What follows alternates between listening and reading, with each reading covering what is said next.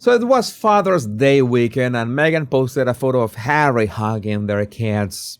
It was warm, it was genuine, it was also completely structurally calculated with the exact same cold-blooded precision as a grandmaster moving a knight on a chessboard.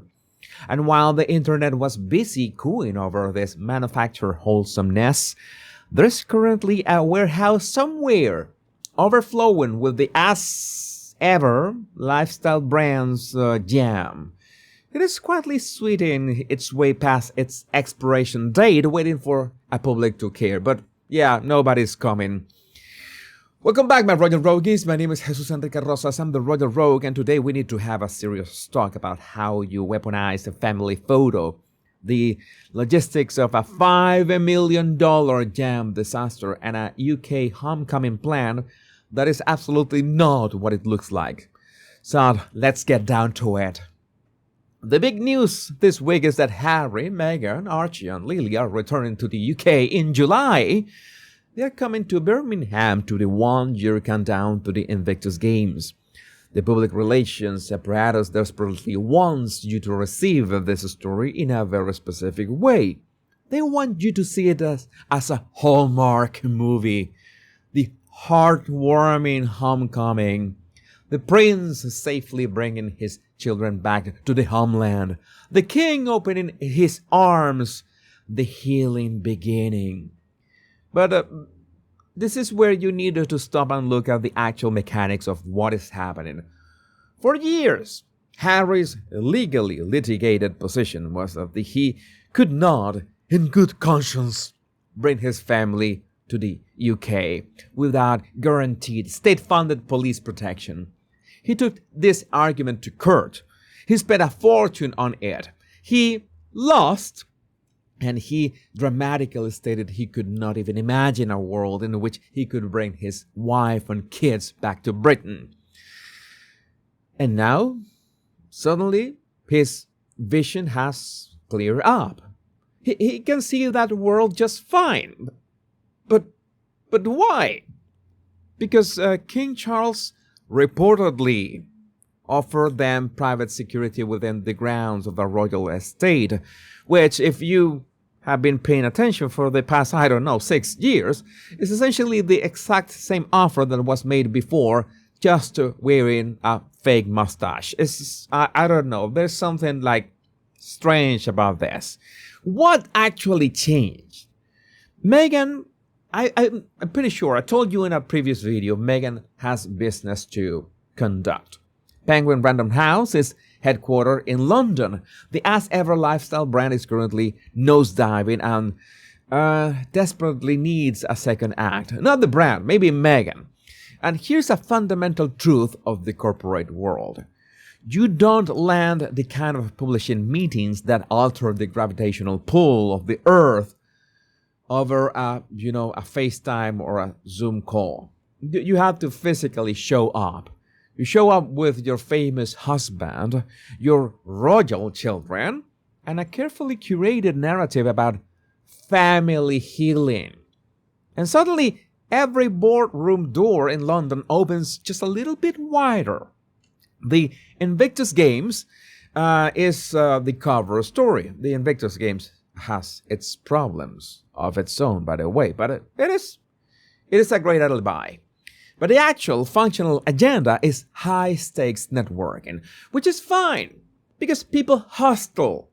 What is not fine is the way the narrative around the king's accommodation offer that has been handled, because this is where the strategy goes from networking to genuinely cynical. King Charles allegedly offered them a royal residence to stay at during the trip.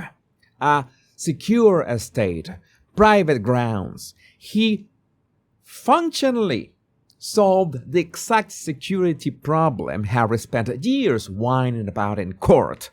And as of this week, Harry and Meghan had not replied. So let's think about that again. The king, a man who is currently battling an illness and has not seen his grandchildren in 4 years, extended, I'm gonna say the word, an olive branch and they went radio silent. There are two possible explanations for this. One is that it's just boring back-channel logistical stuff that has not been finalized yet. The other explanation is that the silence is the entire point, and it was just a bait. Maybe the offer was never made, and it's just headlines for the Harkles to look like, oh yeah, we are a family, and we're glad that we are being invited to the UK again by the king himself. But if you never officially respond to the king's offer, you preserve the ultimate public relations weapon, the ability to play the victim later. The non-reply is an insurance policy, because the real product of this UK trip is not the Invictus event. That is obvious. It is the narrative that gets manufactured after it. So, look at the trap Meghan has built. It is a flawless win-win scenario for them. If King Charles finds time to see them and hugs the kids on camera, which would be a total mistake, not the hugging, but the camera thing, they get to spin a heartwarming reconciliation story initiated by the gracious Duke and Duchess of Sausages. But if the king is too ill or too busy with state duties and the meeting fails, they get to spin a story about a cold-hearted king who ignores his own grandchildren. So either outcome serves their brand. So a royal source put it perfectly. The whole thing is structured so that whatever happens, they can frame themselves as the heroes who showed up. So, yeah, that is, in my dictionary, in anyone who has experience in behavioral intelligence, a setup. And meanwhile, back in the Montecito mansion, the great jam crisis has not improved. There are reports that indicate that the as ever is staring down potential losses of around $5 million on the jam branch alone. And you might be asking why. Because the stock is not going to move before the expiration dates hit. So I want to be very precise about how a disaster of this magnitude happens, because Meghan actually explained it herself. Yeah, Meghan sometimes explains things. She told Bloomberg that the initial plan was to produce a few, quote-unquote, 1,000 jars, but after the launch buzz, that turned into a purchase order for 1 million. I said the word. 1 million jars. Over a few months. For a brand that has existed for weeks.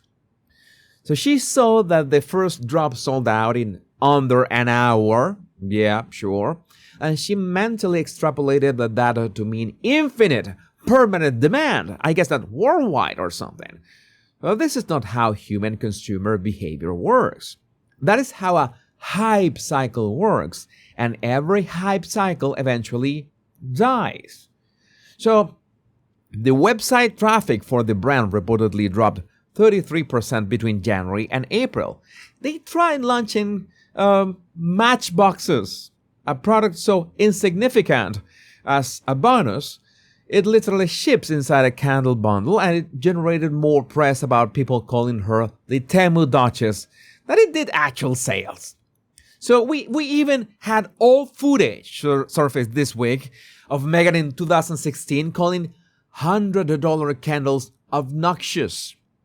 So she is currently trying to sell a $256 candle bundle. The jam is expiring. The concept of the brand is expiring right alongside it, and they are desperate for something, and the UK visit is so on point for it to be that something. But you know what distracts the public from a flailing jam empire? Yeah, a meticulously timed Father's Day photo. On Sunday, Meghan posted a picture of Harry hugging Archie and Lily. The caption essentially said that they are so lucky to have him. And Meghan is so lucky to be married to a royal as well. It dropped just hours after Catherine posted her own Father's Day tribute to William, which had already gone viral as the ultimate best Papa post. Do you think that timing was an accident? Yeah, of course, you know where my question comes from. Nothing she posts is an accident. That timing was designed to directly compete with the Williams press coverage, as usual, or as ever, pun intended. And the clothing, for example, Archie was wearing an England shirt. You see that visual weeks before the UK trip to subconsciously root the children in Englishness, softening the optics of what is essentially a business trip. And furthermore, the emotion of the photo humanizes Harry at the exact moment his leverage tactics against his sick father are starting to look cynical in the press. Well, for me, they have been looking cynical longer from that. It does 3 different PR jobs in a single frame. It is very efficient, I have to say it. What is not is spontaneous. Harry looks like a man who was handed a script with a fake smile, walked to his mark, and told exactly how to position his arms for the cameras. So, yeah, here's what this all adds up to. We are watching a multi-front PR operation this summer. A UK trip dressed as a homecoming but structured as a hostage in negotiation. A failing retail brand propped up by weaponized emotional content. And a Father's Day post designed to wage invisible warfare against a family that does not even know it is in a competition. And they don't care. The royal family doesn't care about the Harkles. The only honest thing that happened this entire week was that mountain of jam quietly expiring in a dark warehouse, waiting for customers who have already moved on. But let me know what you think about this in the comments. My name is Jesus Enrique Rosas. I'm the Royal Rogue. Much love and bliss.